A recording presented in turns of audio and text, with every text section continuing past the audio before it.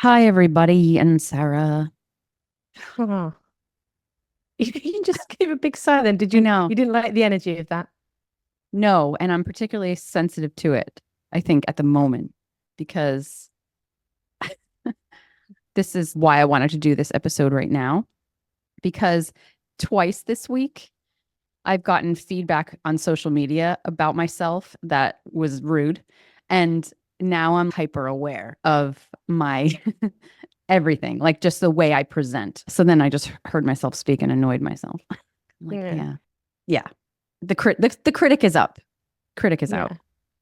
Isn't that unsolicited feedback so much fun? I actually, it's funny because I had this feedback come in and then spoke to Mike about it just to sort of vent.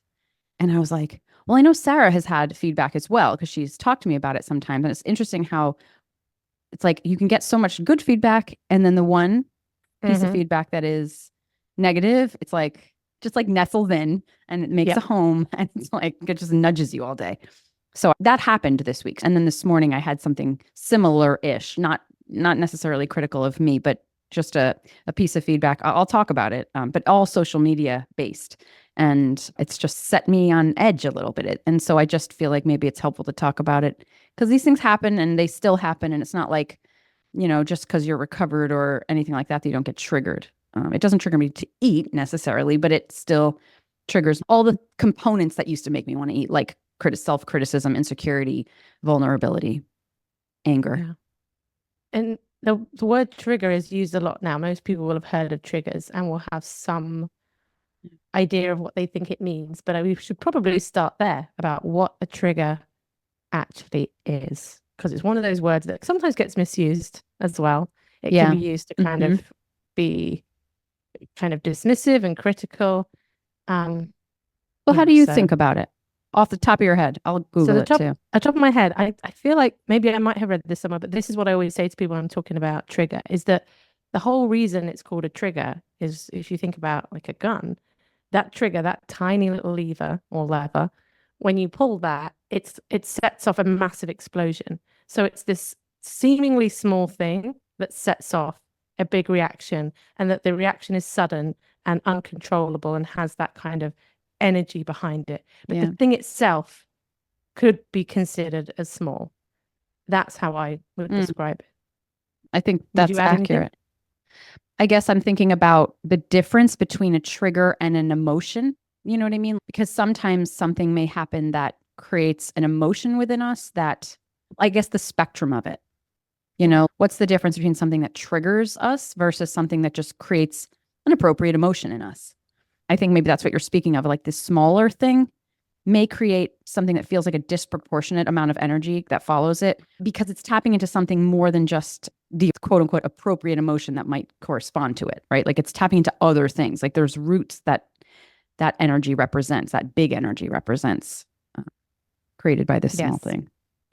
Yeah, I'd agree. It's normally attached to something old. So the words I would sometimes use, and I use this very neutrally, that it's seemingly disproportionate Yeah. to the event or the thing itself. Yeah. It's the idea that my dad could say something to me and you could say the exact same thing. And I might have, let's say it's just a big piece of feedback that's Yeah. fair, but Yeah. nothing I want to hear. My reaction, because of all the past stuff with my dad, is likely to be much bigger, Yeah. um, potentially more triggered than perhaps just naturally feeling maybe a bit uncomfortable and having some emotions about Yeah. whatever the event is. Yeah. I've also been thinking about the way in which I've been thinking about it because it was prompted by a post I saw somewhere where somebody said, remember that also something that is an actual affront, it may be a proportional reaction. So just because we have a big reaction to something doesn't mean that it's necessarily not an appropriate reaction. In the case Yes. of somebody saying something to us that is actually harmful or actually rude or something like that, that our response to that might be, yeah, that might be an appropriate response. But I suppose we're talking about that disproportionate, seemingly disproportionate response to something. I'm aware at the moment with a friend, and just when thinking about like emotional reactions to things, this morning, her ex, whose villa we're staying in, sent my friend a horrible voice note. It was horrible. And it was a complete misunderstanding about somewhere that I wanted to go. And because we went there, he kicked off because he thought she wanted to go for another reason. Anyway, and she plays me this voice note, and it's snarly and it's horrible. And she is so calm about it. She's like, this is his stuff. This is him just, he's acting out. And in my mind, I'm thinking, if somebody spoke to me like that, I would be absolutely livid. And I'm not saying that that's triggered, because I think this is the other point I want to make, is sometimes we might have a very different reaction to someone else. We might have a bigger reaction to something than someone else. That still doesn't mean it's a trigger. It just goes so against my value of how you speak to people. And he's got the wrong end of the stick, which makes it even worse. But even if he hadn't, to talk to somebody in that way is just not okay. And she's just so chilled about it. And part of me is looking at her with some admiration to just, it's so depersonalized to her. It's like, this is his stuff. And I could know that, but still be massively affronted at the way he spoke. So there's just that piece as well. There might be things that affect you more than other people, and that might not necessarily come under trigger as well. So what might be more definitely triggered, would you say? Like, what kind of tips it over from just having a big reaction to like the kind that we're talking about that really feel out of control? I want to answer that question, but before I do, I just want to say too that this may not apply at all to your friend, but it can also be that gets suppressed. So where there is something that ignites some kind of reaction in us, but we're not comfortable with that, because essentially we're talking about an extreme emotion that's coming up. And where emotions aren't safe to feel, sometimes that comes up and then we push it back down, and then we're calm, cool, and collected, but then binge later. So I've been in that boat too, where some triggers are like running rampant in my system and I'm like, woohoo, but then there's other ones that are of a variety that I'm like, oh, push it back. And then that would have gotten, like, logically, I would have rationalized through it, but then squashed it as an energy, which kind of leads to the question you're asking, which I think that for me, a trigger is noted by its physical presence in my body. Like, I've never been triggered. I don't know what you think about this, but I've never been triggered without feeling it. Like, it feels like a surge. It feels like when you're talking about the trigger of the gun and that incredible energy behind it that it sets off, that is felt. To me, that's how I know I'm having a trigger reaction, because it's more than just something computing in my brain that doesn't feel right, or something I'm like, hey, I don't like that. It's like, whoa, it's like I am overcome with adrenaline and fear sometimes, anger sometimes, sadness less. But it can be sadness, actually, now I think of it. But it's a feeling, not so much a thought or an observation cognitively. And that to me is the difference. Not necessarily the difference between, because like an emotion is a feeling too, but it's an overwhelming one, an overwhelming amount of energy. So when you said that, I was trying to think to a time when I really felt that. And for me, it was horror. That's the word that comes to mind. So just after I published my book, I was invited to go on this panel show on this small TV channel. And when I watched it back, it was that feeling of like absolute horror that went through me, because how I saw myself was just not what I expected to see. There was so many levels to it as well, because there was one, I ended up talking too much and I had to be cut off before I even got to make my point. So there was a whole sense of like, I didn't even feel like I actually did well on the panel itself. And secondly, there was seeing myself on camera from certain angles. Everything that I was wearing was, in my mind, that I'm looking at it hanging wrong. And I'm looking at it and I just didn't recognize myself. And that sent me into such a tailspin that I couldn't shake off at that time. It sent me back to therapy. Wow. And I think 2 days after that as well, I had a crippling migraine. And I probably hadn't had a migraine for like 3 or 4 years prior to that. It was a really visceral reaction of thinking that everybody else was seeing something different to what I thought people were seeing. That was part of it, which I know I've spoken about before, slightly different. My fear is that I'm deluded in some way, and that everyone can see I'm doing something that I can't see. It tied into all of that stuff as well, and body image, and messing up, and like feeling like I didn't communicate the way I wanted to communicate or say it. So I felt like an idiot, that it was so many levels to it, that was part of it was just a very big reaction that might not be a trigger. But for me, all the trigger stuff was especially the old thing of, Yeah. oh my goodness, I can't believe that that's what I look like. This was the triggered thoughts. This is not how I feel about it now. It'd be interesting to go and Look at it again. find it and watch it. Yeah, I don't know how I feel about that. What's interesting is like you're talking about the association of these old things, like these other roots to it, which is part of what I think a trigger is. But what I find interesting about being triggered, and what I've learned, I guess, from being triggered, is that I have to give myself 24 to 72 hours, depending on how big it is, to come down. So this week, reading this comment about myself on, it was a YouTube review that somebody wrote in. And of course, when I read it, I was flooded with like all these different things, all different sorts of emotions. Recognized it because I was like, oh, I'm having it. I'm in a flood, which is what I would call this. That's how I think about having a trigger. It's like you're flooding with these emotions. Recognized that I was doing that. And I was like, okay, pause. You're going to now make stories about yourself. You're going to catastrophize. And I did. I was like, I don't want to do the podcast anymore. This is, like all of this. Right. And I was like, okay, hold on, wait, come back to this tomorrow. I didn't even have to wait until the next day. I came back hours later and was able to reread it differently.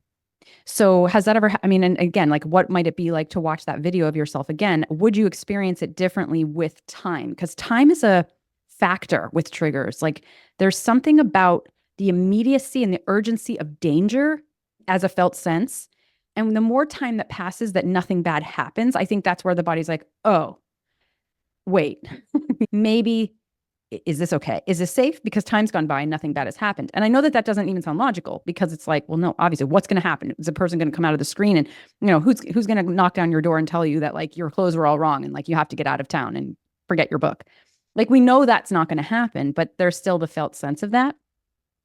And with time, the flood has time to settle a little so that then when we revisit it, we can read it with a different set of eyes. So when I was reading it again, I still was like, hey, it wasn't like pleasant, but it was kind of like, oh, I could see it a little bit more clearly.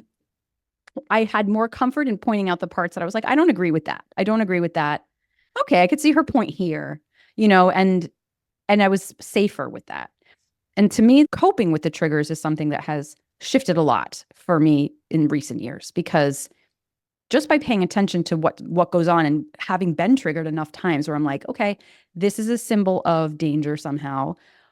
Hold on, let your body acclimate and figure out that it's not dangerous and then return so that more of your brain can be online to help you, which is what happens is that, right? Like the cognitive functioning sort of goes out the window and everything black and white. And then we're not having the nuance. We're not having all the different perspectives that our executive functioning can offer us. Like that's just not available. So I self-commit to when I'm triggered, I need to come back and revisit something with clarity, with two sides of my brain, with the emotions, but with also the logic, because a trigger will send me into a place of like, I'm wrong, or I'm bad, or whatever it is. And that's not fair. So I want to be able to recruit that executive functioning. So letting time go by can be a way of doing that. And I know that, I guess, thinking about in the past, eating would have been how I passed that time to sort of comfort that flood and to push that flood back down. Is the comment still there? Did you respond? Sure to it? is. I haven't seen it. You haven't? Oh, I thought maybe you would have. No, so it was a I comment. Normally do see them. It was on an old episode. I say old. It was below 100. It was an older episode, which I don't know why that matters, except that there is this feeling of like, well, it's in the past. It's so far away that the criticism feels removed enough. For some reason, that mattered to me. But it was somebody who just spoke. I don't know, like their assessment of my character was that I'm insensitive and I don't see anybody's point of view but my own, which is like has roots for me. That part, that not the well, they both do, I guess. They both have roots, which is why it triggered me, because it wasn't like somebody was saying, you are, I don't know, like you have black hair, which I'm like, No, I don't. Like, but Yeah. insensitive, I can be sometimes. Seeing my own opinion, I could be sometimes like that. But then I watched the episode again and I was like, no, that didn't show up here. Like, I didn't see that here. And then, of course, my brain did its like, once my brain came back online, I was like, I think I know why this comment was made by this particular person who I don't know, but based on their profile and based on some things that I was reading in their own stuff, which I had to go do. And of course, like, I don't even like doing that. It feels, again, like a trigger will send you to places and you're like, I don't want to be that kind of person where I'm like, I don't need to do that. I wish I could be more like, let it go, just move along. Like that's the goal. But in a trigger that, I become a little bit of a different version of myself where I'm like, why did she say this? What would make her say this? What's the reason? And I try to analyze it, which I did. And then I was kind of like, okay, I can recognize her points and why they triggered me in particular. These are things I like to work on myself, but I don't think there's evidence of them here at all. So now I just feel misunderstood. And of course, that's a trigger for me as well. Yeah, but it's hard to shake. Yeah. The time thing does make a difference. Well, there was that comment because I messaged you about it and you had some lovely things to say, which were really orienting for me. But someone had said I was effing infuriating and that I made them want to binge more and that they would listen to me on double speed and I still wasn't saying anything or something, or whatever it was. And I remember like in that moment, and again, it was because it was in a thread. It wasn't something that somebody had sent to me, and that felt different. It felt like I was eavesdropping on a conversation that they never thought I would see. And that was a whole different thing to kind of wrap my head around, because this is not to provoke a reaction from me, which would bring up my protective, well, where you can go. It was much more like listening to people whispering behind your back. But now that genuinely makes me laugh. It does it? It really does. Yeah. With time, right? Yeah. Yeah. I thought of that. Yeah. That's what I'm saying. I actually, when I spoke to Mike about it, I was like, Sarah has come to me with the same scenario. Like, and when I hear you say it to me, I'm like, please, like I can get, like, to me, it's like, oh my gosh, that's clearly a projection or just like people, we're not going to be for everybody. All of that stuff I can give you and feel it so fully. But when it comes to ourselves, it just hits different. And I think that's because when you present that to me, I'm using my brain to respond. I mean, I also have empathy, but it's not touching my wounds, right? So I'm not bringing that to the conversation. When we're talking about ourselves, we're bringing our wounds to it. That's why we can forgive other people for things, or we can, when it's another person, it's a different thing than when it's yourself. And that's because of what's attached. It's same with body image and the photos. Like you can see a photo of somebody else and think like, it's fine, like, don't worry about it. And versus yourself and it's like a whole different ballgame. And that's like, okay, there's stuff getting projected onto this that isn't actually even here right now. It's ages old. So this is my number one trigger tool is time. Because how much trouble we can get into reacting to a trigger in the moment. I mean, I've gotten myself into lots of trouble that way because I can't, and I still do it. I still sometimes, right now there's did you see the Time magazine post recently, which echoes back to a couple of episodes ago, where we reviewed the Ultra Processed People book? Time magazine did a review, not of just the book, but of, do you know Jessica Wilson? She's an RD. No. She was interviewed, I guess, by Time to say, I did the same experiment as Chris, the author of the book, to do the 80%, eating 80% ultra processed food. And I had more energy and I had more vitality. She basically argued the opposite point. Oh my gosh. So the comments on this post, I remember sometimes the bubble I live in on social media, and that I surround myself with like, voices that don't trigger me. But this wasn't triggering. This was emotionally activating. To just see how many people like just fired at her and were rude to her and really mean. And I noticed that they took her handle off of the post. I think she probably complained because she was probably getting inundated with like lots of trolls. But just people who, anyway, I posted a comment on there as well. And I said, my experience of that has been similar in that, a lot of the fatigue I was feeling was from the guilt and shame of the perfect clean eating regimen. Like just putting that out there as an opinion. I didn't denounce anything. I didn't say anything rudely. I was just like, my experience has actually been this as well.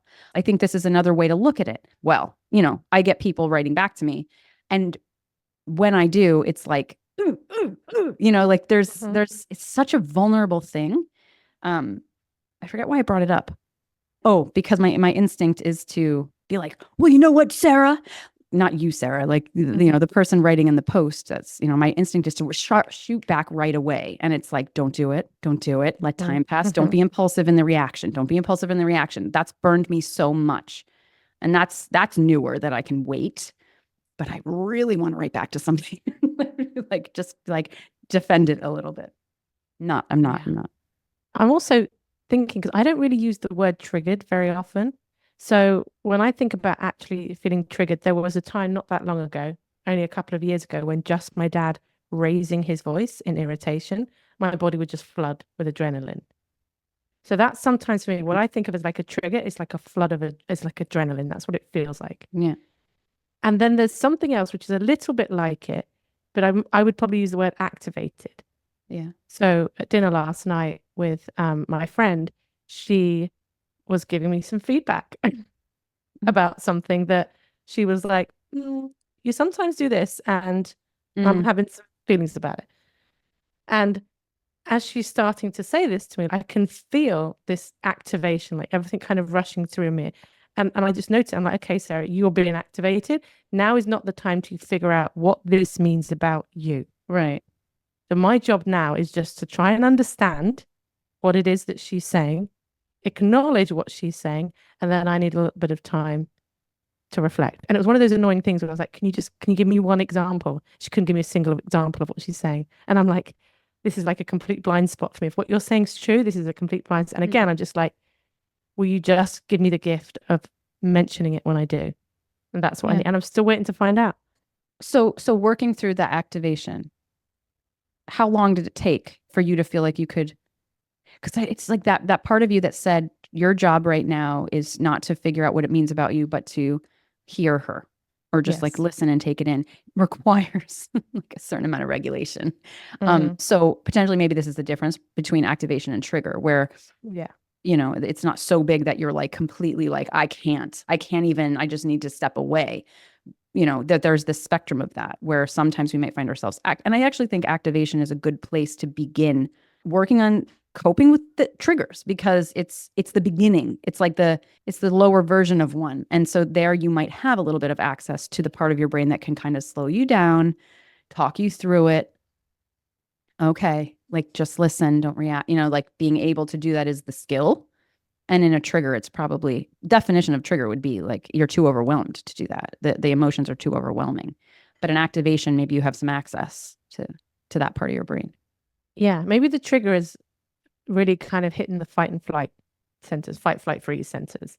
Yeah. Whereas this activation was in this desire to jump in and defend myself. So it was like getting ready for a fight, but not sure that we're in one yet. Do you know what I mean? It's almost like I want to defend myself so that this doesn't become an attack almost. Yeah. And then going, you don't even really know what it is you're defending. Maybe this is okay. If what she's saying true, that could still be okay. Just try and understand what it is first. But there's also enough trust in this particular friendship that we have these kinds of conversations. Okay. Whereas someone else might come to me and go, I want to tell you why it's stuff that I don't like about you and how you do things, coming from a very different place. I'd also just given her some feedback too. So okay. that all helps. Part of me was like, we're just trading feedback. I'm going to find all my little niggles and get them out. It was like an airing of niggles. So it was kind of for that reason, it kind of felt better. It wasn't like this whole being pulled aside, seriously going like, I need to tell you about this because this is not okay. We were kind of in that place as well. You were oriented towards it already. Like it wasn't blindsiding that you. helped. Yes, because the blindsiding would be, you're right, a lot harder to even have the wherewithal in that moment to go. Yes, because you didn't see it coming. And that's actually a triggering thing. Just from my work in the somatic work, that we are more likely to be triggered when we didn't see something coming because we didn't have time to orient towards it, or when we feel helpless. So let's say that if you were somebody who wasn't able to regulate yourself And or if you were somebody who wasn't comfortable speaking up for yourself, you might have been more prone to being triggered by that, because if you're receiving feedback and you don't have the experience of feeling safe enough to say, I can take that in, or maybe there's something I can do about that, to be like your position of let me know when so that I can, that is a way of saying, okay, this is how I can work with that. Or to even be able to say back to somebody like, that makes me feel. Or if we don't have access to voice, we're more likely to feel helpless. So that is more likely to become a trigger situation as well, because we, harking back to our despair episode, that helplessness is a trigger for the human body, the human experience, to feel like we don't have any agency in the situation. So it's interesting because you mentioned the orienting. When you orient yourself towards something, like that, maybe the trigger might be, I don't know, reduced or more like an activation than a trigger. So you can cut it out if you don't want to talk about it. But you've had some photographs back from a photo shoot, and I asked you about them, and you're like, yeah, they're there. And I haven't looked at them yet. And I know from conversations we've had before, there's going to be some orienting. And I guess I'm curious about that process and the potential for what it is. Yeah. What it is that you're protecting yourself against when you are getting yourself ready to look at them. So that orienting piece, it renders you prepared, and that matters to the nervous system. So I, again, had these photos taken last week. I was expecting them to come back in weeks. They came back already. It's not even been a week. It's been a week today. She emailed me and said, your gallery's ready. And I'm like, because I'm going to have like a million photos of myself to look through. I haven't looked at them yet. Again, in the past, I would have been so activated by the email that they're ready that I would have opened them immediately. Again, that impulsive sort of, where I'm like, nope, give it time. Give your mind time to understand you're going to be looking at lots of photos of yourself. And then I'm planning to look at the photos at a time when I have the space. Again, I came on here this morning and there was a part of me that was looking at that email before I signed on to be like, maybe I just take a peek. I'm like, no. Like, that's ridiculous. I almost did the same yesterday before a call. And it's like, that's not smart. You're not ready yet. I need to have space to react. I need to feel like I'm free to have an emotion.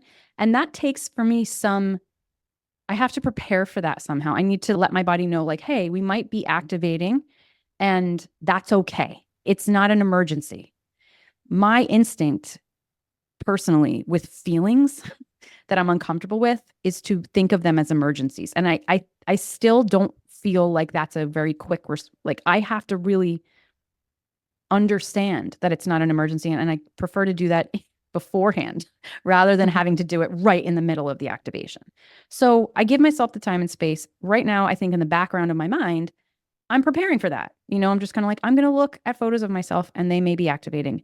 There's something about that that's different from like, when you just see a photo of yourself because someone just puts it in front of your face. It's like, I just took a photo, or you see a photo of yourself accidentally, or you see a reflection in a store window and you weren't expecting it. That's harder because of this orienting principle. Like, I'm not saying that it's easy to do it when you prepare, but there's something about being caught off guard that your nervous system is saying, we never even saw that coming. What else is like, that's, again, there's this feeling of danger. It's not logical danger. It's more like there's stuff that can come and get you without you being aware of it. That's not okay. Like, that's something that we need to be on guard now.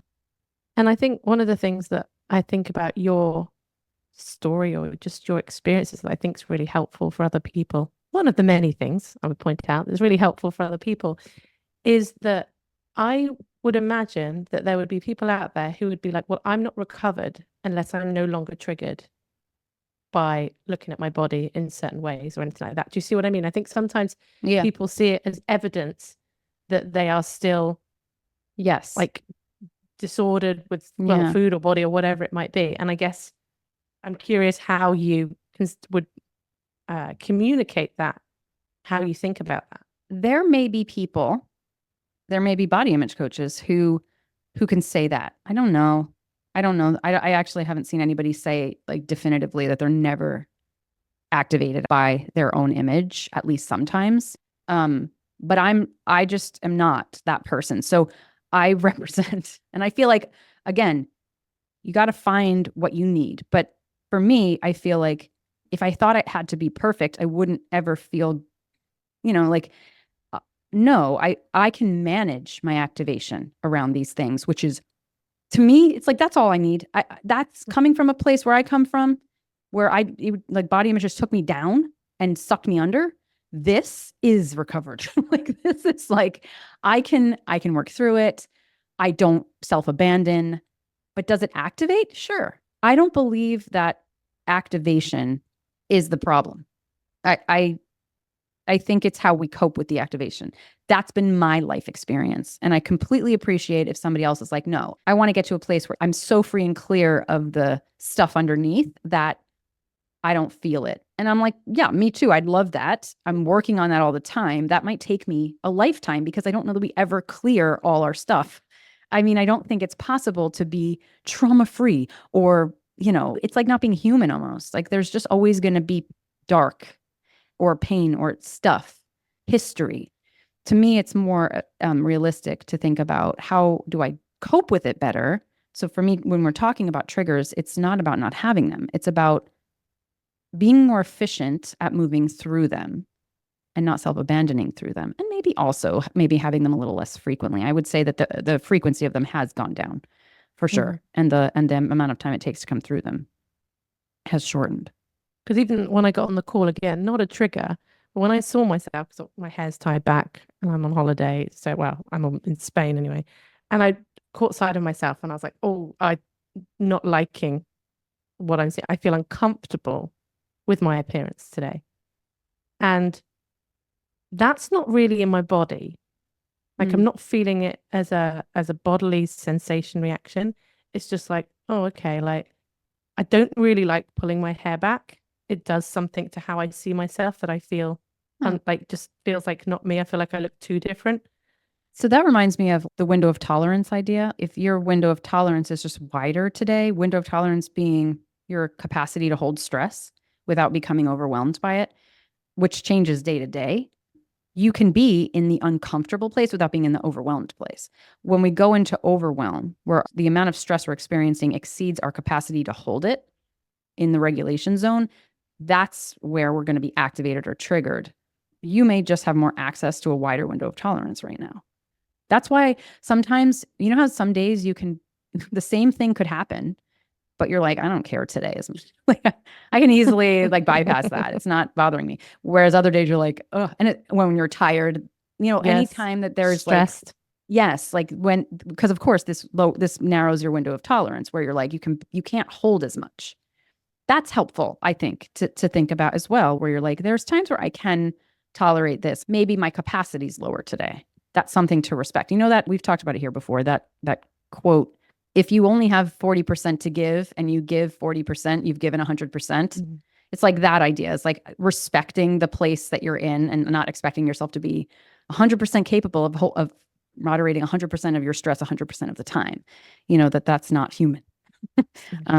But to use these kind of examples as times to code that a little bit and be like, yeah, the next time that you're maybe feeling activated by your appearance, you'd be like, yeah, and there's times where I'm not. Like, there's times where I'm just, uncomfortable with it, but not completely triggered by it. Like, that's a reflection of my state today. I was just thinking of another common triggering scenario that maybe some of our listeners might relate to. And that is conversations around you being triggering. And I guess because I think, what is the point I'm trying to make here? I guess I wanted to talk about that, but I don't really, I'm not really sure what my point is. We could just open it up. Because it is. Mm-hmm. I had a client 2 days ago who went out to dinner with a friend of hers, and she's a teacher, so she hasn't seen this friend and colleague all summer. And their friend went on weight loss medication over the summer and is now however many pounds less. And so she went out to dinner with her the other night. And I said to her, I was like, okay, like, WhatsApp me tomorrow because you may need it, And she did. And she's like, yep, it was good. She was like, it was good to prepare because we prepared for it. Again, the orienting towards it. She's like, and yes, it did end up activating me. I was able to come home, journal about it because I kind of knew in advance I might need to do that.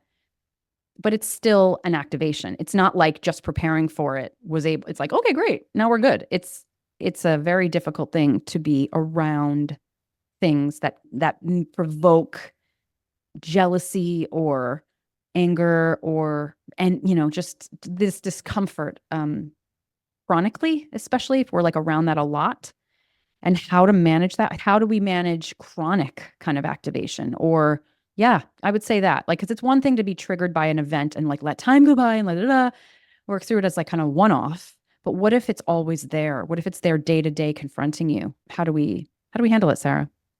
I knew you were going to do that. I could just tell. I think, well, I always begin with any kind of reactions like this. The worst thing that people can do, and what most people do, and it's the worst thing you can do, yet most people do it, is there's so much self-judgment for their reaction.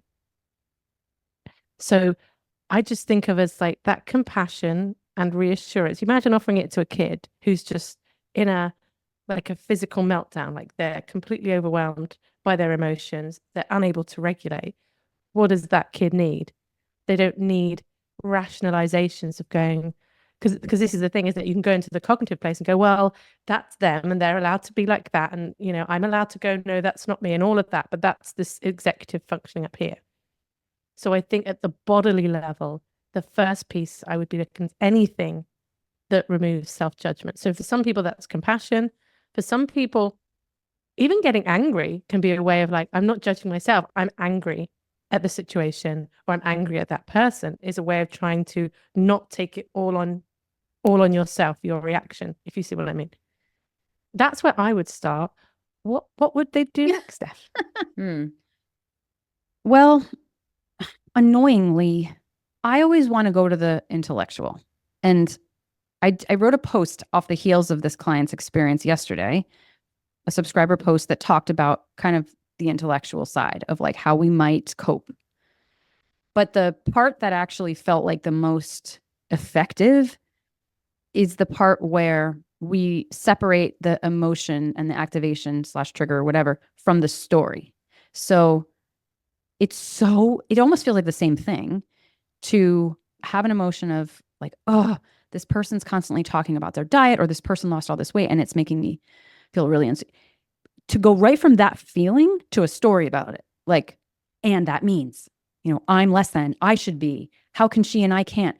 She is so annoying. Whatever the story is, I think it's like at the moment we realize that we're doing that, and it's so hard, but like, it's like, no, come back to the feeling, which is like, that's the last place we want to be because it's so uncomfortable. The feeling of like, I just feel overcome with envy, or I feel overcome with disappointment. I feel stuck, because sometimes somebody else's success can inspire our stuckness. Of course, that's with that example. There might be other examples of somebody who's just consistently crossing a boundary with us or something, talking about body size when we've asked them repeatedly not to. And then the story is like, this person doesn't respect me, blah, blah, blah. And all of that may be true. But if there's nothing to do with that, if we can't advocate through it, and I think sometimes emotions and storytelling can be a way to say like, okay, what can I do to not be helpless here? But in the absence of there being something to do about it, i.e. in the presence of an activation we cannot control or a situation we cannot control, it to me becomes about the processing of that feeling, which is the dropping into the body piece, which I used to just hate when people would say that, but I say it now because I've done the intellectualizing enough to be like, it just doesn't work enough. And so I don't want to mislead anyone to be like, well, you can think about it like this, this, and this. While that is helpful, it's the body part where the trigger and activation reside. And that's the part that's asking for attention there. So for the child throwing the tantrum, it's kind of like holding the child or being present with the child, right? Like sitting there. I've talked about that where my, Elise is just on the floor having a meltdown and I'm just sitting there. She doesn't want to be held. I think she does want my presence. Sometimes she wants to be left alone, and maybe it's kind of like, okay, I'll give you space. It's that thing with the body, with the feeling. It's like, I might need space. I might need presence. I might need support physically, even just like the physical touch we might offer ourselves. And I think that going at it that way is a way of answering this question as, how can I cope with activation? How can I cope with the trigger rather than how can I fix it? Because I don't know, we can't fix a lot of it. And again, where there's room for action, yes, that's great. Where there's not, then it's about how do I cope? And that's just a feeling issue, not just. And I would also add community as well. especially when you're trying to move out of something like diet mentality, if these are the things that are triggering you off, having spaces, online spaces, if you have people in your life, like me messaging you when that comment that I read got to me, the sense of like, Steph will get it. Like, she's one of my people. And that was really helpful just to reach out and have that support. Speaking of which, we do have a community. We and do. You can always join us and get some support from us. Links below. But sometimes like you said when you were talking about Elise, like sometimes she needs space, and other times she might need you there a bit, and other times she might need you closer. Yeah. We often use each other to regulate and dysregulate. Yeah. It's like it can go either way. Mm-hmm. So having those safe people around, or even just safe places where you can reorient to. Yeah. It's funny with the community one and the support one. I've heard people say this, and I can resonate. There's always a part of me that felt like I should be able to do it by myself, or I want to be able to do it by myself. Where if that's coming up, it's kind of like, now I ask myself, why? Like, why would I want, like, I get it from the perspective of, I don't want to need anything. I don't want to need anyone. I want to know that I could do it by myself. But that like dismisses the value of what connection does for human emotion. And like, it is part and parcel of regulation itself. So again, I've had to change my attitude about needing that as a way of functioning. Well, for the listener, there have been a few occasions when you said to me, "Oh, I nearly messaged you because I was, in a thing about this." And I was like, "Why don't you message me? Message me." So you say you've had to rethink it. I think you need to still I'm continue orienting to rethinking it. I'm orienting to it. It does cross my mind. I almost texted you too about this thing. And I was like, I'll wait till Thursday. I don't want to bother anybody. We didn't really talk about the use of food too much, but I would say, just like to wrap it all up, I feel like food can be something that pushes a trigger down or distracts from it or comforts it. And that's where the food part would come into this conversation. Yeah. There's so much about eating that can create those physical feelings of safety and psychological as well.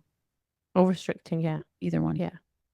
Which becomes about coping. But I guess this episode is about understanding triggers and what they are and how they show up. And yeah, that's just what this one's about. Yeah. Okay. Yeah. That's okay. The comment was that I need to think more about how I can help others instead of thinking about what I can get from others. What was the trick? What do you mean? That was the comment about me, the one that triggered me, which I was like, what do I get from? It didn't make sense. No. But that was the comment, that I need to think more about how I can help the people I'm trying to serve instead of what I can gain from them. That was the sentence. Went back and was like, that is not, first of all, that's not even, that one didn't trigger me so much because I was like, that's not actually what I think. That's not even a trigger. And was that all they said? Just that? No, it was also like, they had it was a lengthy feedback. And at the end they were like, love you both. So just thought you might be able to help. Like, it's like, now I feel gaslit. Well, I had one where somebody wanted to work with me and I couldn't, because they're in the US, offer individual therapy. That's what they wanted to do. And I explained that I couldn't. And then they said that they wouldn't want to work with me because they like to work with therapists who are heart-led. And I'm clearly not heart-led. I'm only about money. And I don't know what that was. And then they said, if I was in your position and I really cared about helping people, I would be offering to talk to me for free. Wow. I was just like, but there was a whole lot more. It was really long and it was really attacking. But it was that one didn't trigger me at all. I was just like, wow, what has this person been through? Like, that's the reaction. Like that. Yeah. You could see it was so not personal, even though it sounded really personal. Like a lot of the things they were saying were like directed at me. I could feel a little bit like my friend, kind of, apparently, whether she's suppressing or not, we don't know, with the ex going like, oh, this is just him acting out. Right. Yeah. It's a great workaround when you got that. It's much harder when they're like, oh, I so see their point. Yeah, exactly. Or it's just something that's already like a tender point for you and they press that. And it's like, my heart feels full doing this work. There's no part of me that feels like I'm not insecure about that. Right. And I'm okay with the fact that I need to earn a living through it as well. I'm okay with making that too. Yes. And I feel like I offer things at all ends of the spectrum. But anyway. Well, okay. Thanks for having this conversation with me. I feel Ready to record the next one. Good. I want to read the comment before we do that. Okay. If I'm allowed. If you're Don't go ready searching that. for it, everybody. Although, yeah, well, I left it up. I didn't delete it or anything. Working on I'll myself. say it. All right. See you later. Talk to you later.